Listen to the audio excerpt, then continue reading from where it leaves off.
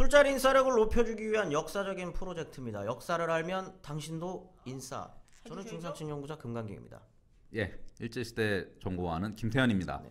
지난 시간에 이제 일본 어떻게 그 조폭 출신 국회의원, 지금은 중의원이라고 표현하나요? 중의원인데 이제 그쵸? 그때 당시에는 이제 중의원, 중의원까지 해먹은 해먹은 분이죠. 표현을 해먹은 박충금 씨에 대해서 조금 알아봤고, 오늘은 그 박충금 씨와 좀 나를 세웠었던, 네. 어떻게 보면 이제 박충금 씨라기보다는 박충금 씨가 일정 정도 연관이 됐었던 각파 유지연맹과 동아일보 네. 세력들 간의 어떤 갈등이 네. 폭발했었던 사건이 바로 식도원 사건이다. 맞습니다. 그렇죠. 식도원 사건에 대해서 본격 이제 폭행 그 전문 르포 방송. 예, 근데 이게 무포 기사가 되게 많은 그래요? 사건이기도 해요. 예. 예, 뭐 지난 시간에 그 동아일보에서 두 가지 사설, 뭐 관민야합, 뭐 소위 본인 발음 안 되는 거 굳이 두 번 하지 말고 알겠어요. 일부를 다시 들을 수도 있으니까. 알겠어요. 네, 두 가지가 무엇일까? 사설이 궁금하신 분들은 일부 한 15초경을 다시 확인하시면 됩니다. 네. 어쨌든 그 사설 때문에 각파 유지연맹한테 당황을 한 거죠. 이게 너무 강한 비판이 들어오니까 이거 어떡하지 하다가 일단 불러다가 얘랑 협상을 하자. 뭐 휴전을 하든 저기 뭐 같이 가든 일단 만나서 얘기하자 해서 야씨 왜 이래, 그냥 좀 만나가지고 니네 그렇게까지 할 필요는 없잖아, 약간 이런 느낌. 그런 느낌으로 부른 거죠. 그래서 불러서 일단은 얘기를 합니다. 술은 따랐나요? 술 종류가 뭐였죠? 그것까지는 제가 아쉽게도 알 수가 없는데 사케 먹었으면 이거 돼. 당신들 사케 먹었으면 거의 뭐 이 방송 필요가 없는 거, 그냥 친일파. 참. 아까 저번에도 말했지만 하나 힌트를 드리자면 저는 이분법적이에요. 송신- 막걸리를 먹었냐, 사케를 먹었냐. 송신은 친일 논쟁이 별로 없어요. 그래요? 왜냐면은 그 37년, 38년 넘어가면서부터 동아일보 폐간되고는 그냥 잠적하거든요. 그래서 은둔 생활을 해서 난 그런 건 모르겠고 사케를 먹었냐 안 먹었냐 굉장히 중요한데. 뭐 먹었는지는 잘 제가 모르겠습니다. 찾아볼게. 없으면 없는 거고. 식도원이라는 이 식당은 무슨 음식을 파는 식당? 요리점입니다. 저희가 알고. 아니 그러니까 무슨 요리를 파는? 퓨전 음식. 잘 모르면 모른다고 얘기하라니까. 나 이게 어쨌든 음식점 있다는 거 정도? 네.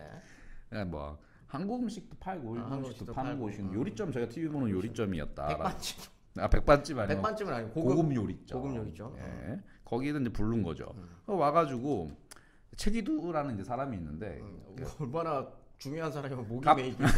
가파유지연맹의 박중금 대표가 아니에요. 박중금이 이 자리에 없었어요. 옆방에서 놀고 있었습니다. 옆방에 대기하고 있었습니다. 대기 놀고 있었던 표. 아까부터 굉장히 주관적인 표현을 많이 쓰시는데 옆방에서 식사를 하고 계셨다. 옆방에 식사하고 있었어요. 그 얘기가 뭐냐면 대기하고 있는 거죠. 이미 준비가 돼 있는 거죠. 뭔가 단돌이지. 단돌이. 영화 보면은 그렇죠. 뭔가 둘이 협상하다 닿는 옆방이 쫙 열려서 그렇죠. 뭐라고? 검은 양복 입은 사람이 나오잖아요. 약간 그런 분위기에 박중금이 대기를 하고 있었다. 그러니까 박중금 일종의 행동대장 같은 거죠. 네. 그리고 어떤 협상이나 이런 건 조금 더 급 있는 뭐 최기두나 이런 사람들이 80년대 후반에 용파리 사건이랑 비슷한 거네요. 용팔 사건이 뭐예요? 그게 이제 신민당 네. 그 여당에서 그 용팔이라고 하시는 유명한 조폭, 네. 신흥 젊은 조폭 분이 이제 그 상대방 그 정당 무슨 그 행사를 할 때마다 네. 빠따를 들고 가셔서 다 부시는 거예요. 정치 깡패. 정치 깡패의 이제 어떻게 보면 가장 최근의 정치 깡패, 80년대 이제 정치 깡패가 이제 약간 이제 수그러드는 시기였으니까 그때 마지막 불꽃을 태우셨던 용팔이. 용팔이. 네, 그분이랑 이제 비슷한 거네요. 그렇죠. 그런 일들을 항상 행동대장 같은 일들을 하는 사람이에요. 근데 어쨌든 처음에는 그 국민협회 아니죠. 각파유지연맹 이제 사람들이 우리 약간 미략을 정해서 이 정도까지만 하자. 좀 니네 좀 우리 좀 같이 가자. 새롭게 규합하고 또 신문에서 너무 니네 인신공격하는 거 아니냐. 우리 너무 그렇게 이상한 단체 아니다. 너무 그러지 말고 우린 총독부 오용단체 아니다. 우리는 스스로 조선인들을 위해 우리는 하는 거다라고 이제 막 얘기를 하니까 송신우의 김성수 반응은 뭐라는 거야 뭐 이런 겁니다. 지금 조원진이 김무성 찾아간 거잖아요. 그렇죠. 합당하자 그러는 거죠. 조원진이. 조원진 씨가 김무성 씨 찾아가가지고 야 사실은 우리 뿌리도 같고 네. 얘기하는 거기서 거기지 약간 이런 느낌. 그렇죠. 니네도 뭐 정치 권리 획득이고 그런 식으로 얘기하니까 김성수 송진우는 뭔 소리야 하고 협상이 안 되는 겁니다. 김무성 씨가 이번에 전당대회 끝나고 그랬어요. 뭐라고 했습니까? 저희 그 정당이 보수는 맞는데 극우는 안 됩니다. 약간 그런 송진우랑 느낌. 김성수가 그런 느낌이죠. 정치 권력을 획득하는데 일본인이 되는 건 아니다 우리는. 우린 조선인으로서 조선인 의회가 필요하다. 약간 이게 뉘앙스 많이 다른 건데 그런 거. 그 얘기를 하자마자 옆방 문이 열린 건가요? 그 얘기는 지지부진하잖아요. 네네. 박중희 딱 듣고 있었겠죠. 갑자기 문을 열고 들어옵니다. 아 문을 열고 그냥 들어오는 것도 아닙니다. 발로 찼나요? 아니요. 그것까지는 안 나오는데 일단 여기 단도가 있습니다. 아, 허리춤에 단도가 있고 예. 한 손에 몽둥이가 있습니다. 아.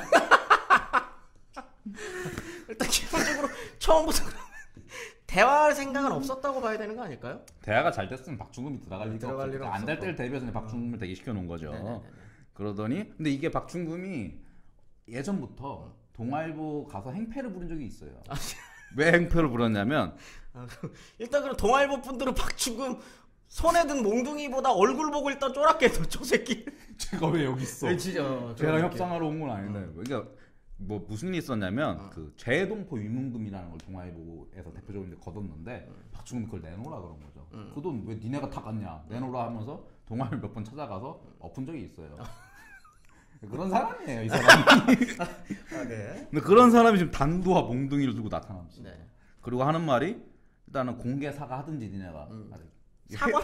회유도 아닙니다. 네. 공개 사과하든지 아니면은 니네가 우리 각파 유진 연맹에다가 사과문 보내라. 그리고 잘못했으니까 돈 한 3,000원 정도. 당시 픽스 들어. 그럼 픽스 들어온 거네. 그렇죠. 네. 당시 교사 월급이 30원이니까. 네. 그럼 교사 월급 30원이면 제가 수학이 약해서 몇 배죠? 100배인가요?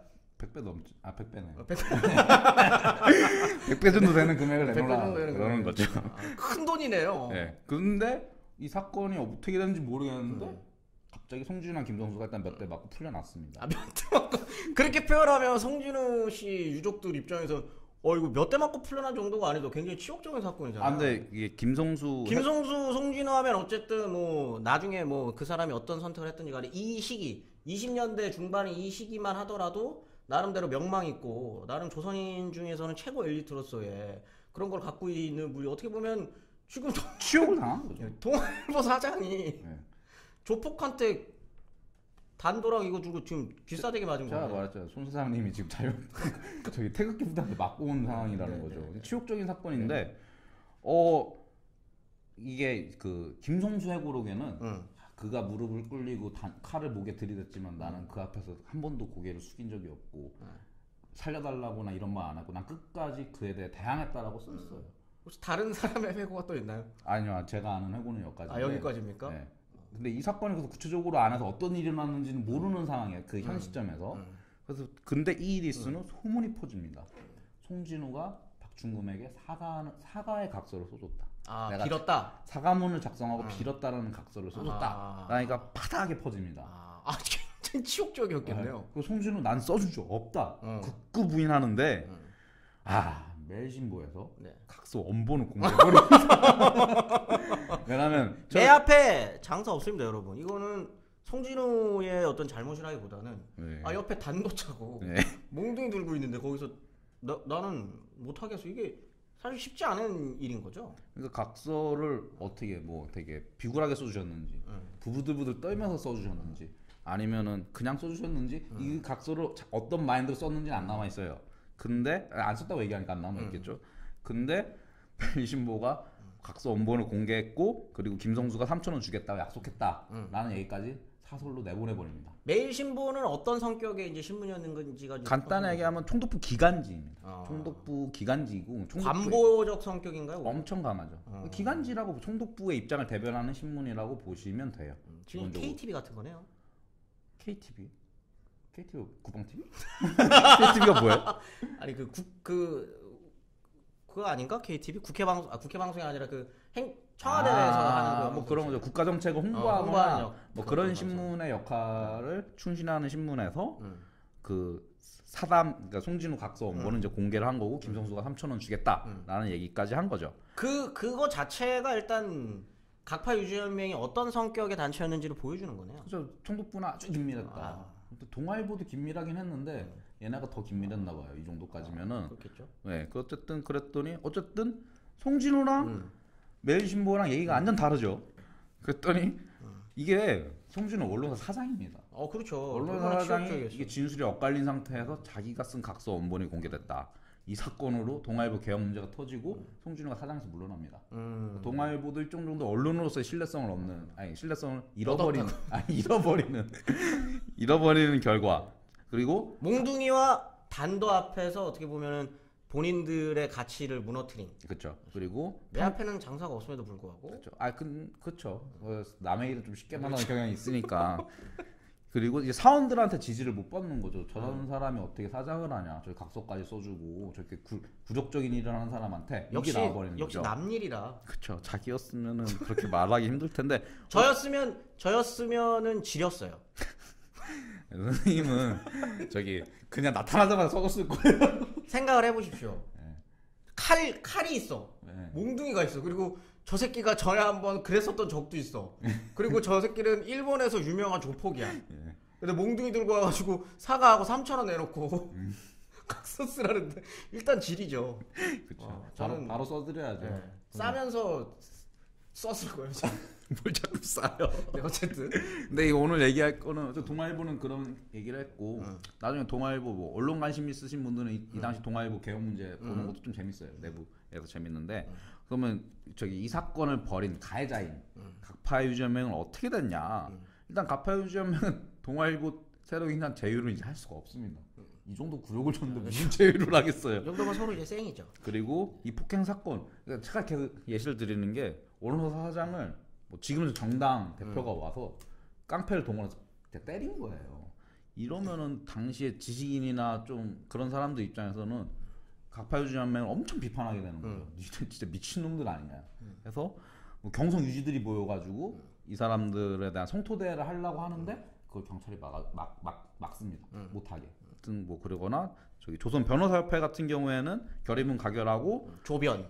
예. 조선 변호사협회라고 나중에 조선의 변호사 이런 거 다뤄도 재밌을 것 같은데 어쨌든 기소를 하지만 결과는 그러니까 조선인 내부의 지식인들이나 이런 사람 엄청난 비판을 하지만 이 사건에 대해서 박중금은 아무런 처벌도 받지 않습니다. 다 불기소 처리해버리거든요. 총독부가 보호를 해준 거죠. 그 정도는. 그리고 일단 뭐 단도와 몽둥이를 갖고 갔지만 예. 때렸거나 쳤다라는 약간 어떤 그 증거를 잡기 힘들잖아요. 상처가 있잖아요.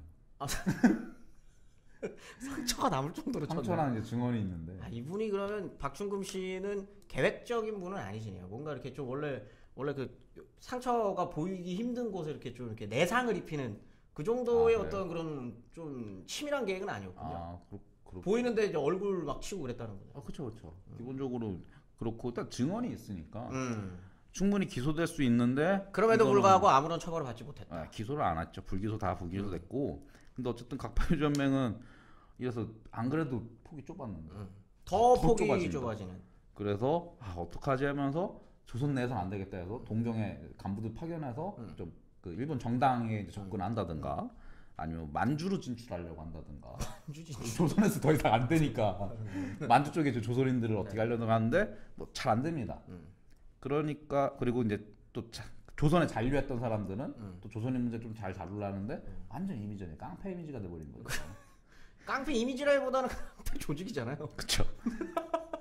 네. 여러 가지 그래도 나름의 노력들을 했지만 옛날에도 별로 없었는데 더 없어져서 이들은 식도원 사건이 아주 모험주의적인 아주 약간 그거 같아요. 궁지에 모르는 사람을 동아일보가 더 궁지로 모른 거잖아요. 그러니까 때려버려서 더 궁지에 몰린. 그렇게 됐어요. 근데 이게 애초에 그러면 결론적으로 참정권 운동을 했었던 사람들이잖아요. 그렇죠. 참정권 운동 자체의 어떤 평가가 역사적 평가 자체도 굉장히 어떻게 보면 부정적이게 들어갈 수밖에 없겠네요. 뭔가 이게 조선인의 뭔가 막 이런 얘기를 겉으로 했다 손 치더라도 어쨌든 뭐 그들의 행동 자체가 일단 이미 싸구려 행동을 한 거니까요. 그렇죠. 근데 그러다 보니까는 이제 30년대 이제 넘어가서 참정권 운동 다시 활발해지고 이제 뭐 중일 전쟁이 들어 다시 하는데 어쨌든 이 시기에 참정권 운동 같은 경우에는 1920년대 참정권. 20년대 같은 경우에는 식동원 사건이 이제 대표적으로 보여주는 게 이 참정권 운동이라는 것 자체가 조선 사회에서 지지받기 되게 어려웠고 우리가 지금도 생각하시지 굉장히 친일적으로 낙인이 찍혀 있는. 왜냐면 자치운동도 상당히 비판을 많이 받는데 그거 더한 일본인이 되어서 일본인 국회에 진출하자고 얘기했던 사람들은 더 폭이 좁아지는데 이게 그럼 단순히 식도원 사건으로 이들이 망한 거냐 아니면 망하고 있었는데 식도원 사건이 결정적으로 된 거냐 했을 땐 당연히 애초에 그러니까 한계가 있는 운동이었느냐 아니면 이들이 그냥 깡패들이었기 때문에 원래는 조금 더 이렇게 확대될 수 있었고 정당성이 있을 수 있는 거였는데 폭이 좁아진 거냐 요 얘기인 거잖아요. 저 이게 좀 뭐 이건 제 개인적인 생각으로는 참정권 운동이 먹힐 수도 있다고 생각해요. 근데 그거를 할 수 있는 정치력이나 어떤 그러한 정세 판단은 완전 실패한 거고 그러므로서 이든 친일로서의 길을 걷는데 그런 구조적인 한계는 일단은 첫째로 굉장히 수동적이죠. 조선인이 일본의 국민이 되는데 청원이나 전 솔직히 이런 운동이 참정권 운동이 정말로 지지를 받고 싶으면 테러하거나 목숨 걸고 참정권 운동을 주장을 해야지 단순히 청원이나 어떤 여러 가지 절차 방식으로 가고 그게 안 됐을 경우에 여러 가지 방법을 생각해야 되는데 목숨을 걸었다기 목숨을 건 게 아니라 목숨을 뺏으려고 했죠. 남의 목숨을 뺐을 어쨌든 굉장히 그 총독부나 권력 일본 쪽에 친화적이었고 그리고 그들이 주는 거에 대해만 바랐기 때문에 그냥 수동적인 운동이었다. 그리고 두 번째로 이런 청원이나 여러 가지 이들이 했던 방식이 독자적 정치적 영향력을 당연히 확대하기 힘들죠. 뭐 그냥 일본에서 해주세요. 해줄까? 뭐 이런 이 정도 수준이니까. 그래가지고 게다가 일본이 이제 정우에서 헌정에 나가고 이제 바뀌고 이 아까 말했던 문화통치 내지연장주의가 엄청 축소가 돼요. 24년 넘 이 식도원 사건 이 분위기에서 엄청 축소가 되면서 참정권 운동 당시에 대한 지원을 줄여버립니다. 일본에서도 그러니까 일본 입장 총독부나 일본에서도 일본 제국 입장에서도 이제 네, 왜냐하면 내지연장주의가 거의 철폐되는 상황이 왔으니까 망했네 그럼. 필요가 그러면 이 당시에 진짜 진정성이 있었으면 해달라고 엄청나면 뭘 해야 되는데 뭐 못하죠. 알겠어 하고 결정타로 31년에 지방제도가 그러니까 뭐 땡땡치고 지방제도가 개편이 되는데 그게 뭐냐 그러면 이제 지금으로 따지면 지방자치 같은 느낌의 예, 의결기구들이 이제 생기는 거죠. 거기로 다 갑니다. 더 이상 참정권 운동을 참정권 운동을 하지 않고 지방으로 자신이 그 의결기관 여러 가지 그 협의회로 이제 진출을 합니다. 이건 봤을 때 이들은 아주 좁게 보면은 조금이라도 자신의 정치적 권리를 향상시키고 싶었던 거지. 어떠한 큰 틀에서 일본과 협상할 수 있는 능력 그리고 참정권을 진짜 얻기 위해서 진정성이나 이런 것들 많이 떨어졌고 특히 식도원 사건만 해도 봤을 땐 이거는 그냥 감정적으로 봤을 때 진짜로 싼 말이다. 그것도 있고 진짜로 뭐라 그럴까 절박했구나. 내가 이대로 가다가 아무것도 못 얻겠다라는 게 절박했다라는 게 분명 어쨌든 그들의 의도는 자치운동과 제휴를 하자는 거예요. 처음 마인드는 잘 안 되니까 이제 폭행해서 갈라지게 된 거죠. 좋습니다. 이 정도에서 이제 마무리를 해야 될 것 같은데 저번 시간이랑 분위기가 많이 바뀌셨어요. 저번 시간 굉장히 무거운 이제 강진홍원 이야기 이런 얘기를 하시다가 오늘부터는 근데 오늘도 폭행 사건을 아니요 그만하세요 여기까지. 근데 더 이상 얘기하지 마세요. 네. 오늘은 식도원 폭행 사건을 조금 다뤄봤고 사실 이게 이제 소재일 뿐 약간 좀 자극적인 소재를 뽑았는데 소재일 뿐 우리가 이제 얘기하고 싶었던 거는 이제 자치운동 그리고 이제 참정권 운동 이 사이의 어떤 갈등을 통해서 참정권 운동을 하셨던 분들의 어떤 그런 내적 논리라든지 이런 것들이 사실은 굉장히 취약할 수밖에 없었다. 이런 얘기를 이제 하고 싶었던 거니까 소재에 너무 집중하지 마시고 물론 소재가 술자리에서 털기는 괜찮겠죠.